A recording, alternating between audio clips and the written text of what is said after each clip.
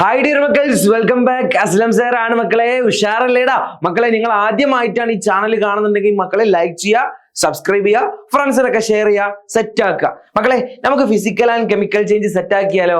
അതിനാണല്ലോ മക്കൾ വന്നിട്ടുള്ളത് അല്ലെ? എന്താണ് ഫിസിക്കൽ ചേഞ്ച്, എന്താണ് കെമിക്കൽ ചേഞ്ച്? നമുക്ക് കുറഞ്ഞ ടൈം കൊണ്ട് പഠിച്ചു പോവാം. എന്താ മക്കളെ ഫിസിക്കൽ ചേഞ്ച്?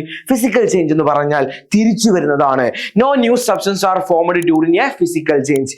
പുതിയതൊന്നും ഉണ്ടാവുന്നില്ല. No new substance are formed. പുതിയ സബ്സ്റ്റൻസുകളൊന്നും ഉണ്ടാവുന്നില്ല. Only the molecular arrangement changes. അവരുടെ മോളിക്കുലർ അറേഞ്ച്മെന്റിൽ എന്ത് മാത്രമാണ് മക്കളെ വരുന്നത്? ചേഞ്ച് മാത്രമാണ്. അപ്പൊ പുതിയതൊന്നും ഉണ്ടാവുന്നില്ല. ഒരു എക്സാമ്പിൾ ഇവിടെ കൊടുത്തിട്ടുണ്ട്, മെൽറ്റിംഗ് ഓഫ് ഐസ്. എടാ, ഐസ് മെൽറ്റ് ആയി കഴിഞ്ഞാൽ ആ ഐസിനെ നമുക്ക് വീണ്ടും ഐസ് ആക്കാൻ പറ്റുമോ? പറ്റും. ഐസ് എന്താവും?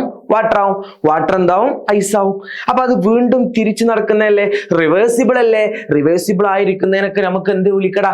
ഫിസിക്കൽ ചേഞ്ച് എന്ന് പറയാം. ഓക്കെ, അപ്പൊ മക്കളെ മെൽറ്റിംഗ് ഓഫ് വാക്സ്. എടാ, വാക്സ് മെൽറ്റ് ചെയ്ത് കഴിഞ്ഞാൽ അത് ഏതാണ്? ഫിസിക്കൽ ചേഞ്ച് ആണ്. എന്നാൽ വേറെ കെമിക്കൽ ചേഞ്ചിൽ വരുന്നുണ്ട്, അത് നമുക്ക് പറയാൻ അടന്നിക്കട്ടെ മക്കളെ. അപ്പൊ ഫിസിക്കൽ ചേഞ്ച് ക്ലിയർ അല്ലേടാ? എന്താ? No new substance are formed. പുതിയതൊന്നും ഉണ്ടാവുന്നില്ല. Only the molecular arrangement change.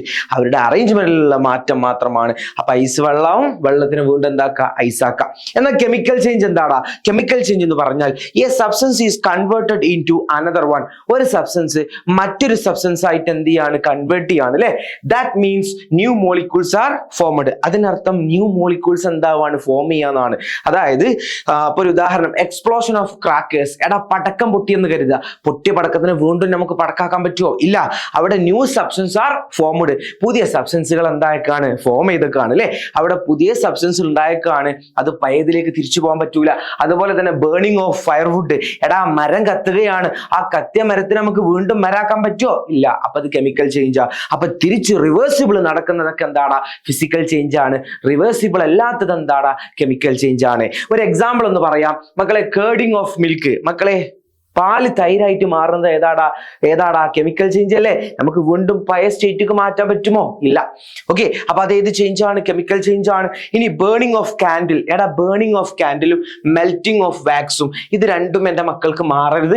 Burning of candle എന്ന് പറഞ്ഞാൽ എന്താടാ? കാൻഡിൽ ബേൺ ചെയ്യാണ്.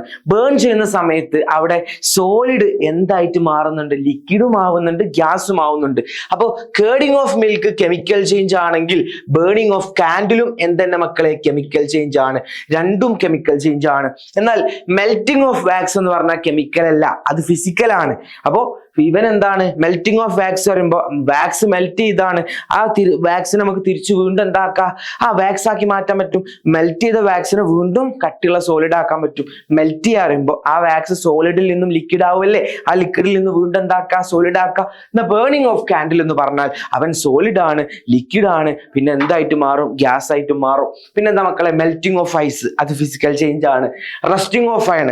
റസ്റ്റിംഗ് ഓഫ് അയൺ പറയുമ്പോൾ കെമിക്കൽ ചേഞ്ച് ആണ്. ന്യൂ സബ്സ്റ്റൻസ് എന്ത് ചെയ്താണ്? ഫോം ചെയ്തതാണ് അല്ലെ? പിന്നെ ഫോർമേഷൻ ഓഫ് ഐസ്. എടാ, ഐസ് ഫോം ചെയ്യണത് എന്താണ്? ആ ഐസ് ഫോം ചെയ്താൽ ആ ഐസ് നമുക്ക് വീണ്ടും വാട്ടർ ആക്കി കൂടെ? അത് ഏത് ചേഞ്ച് ആണ് മക്കളെ?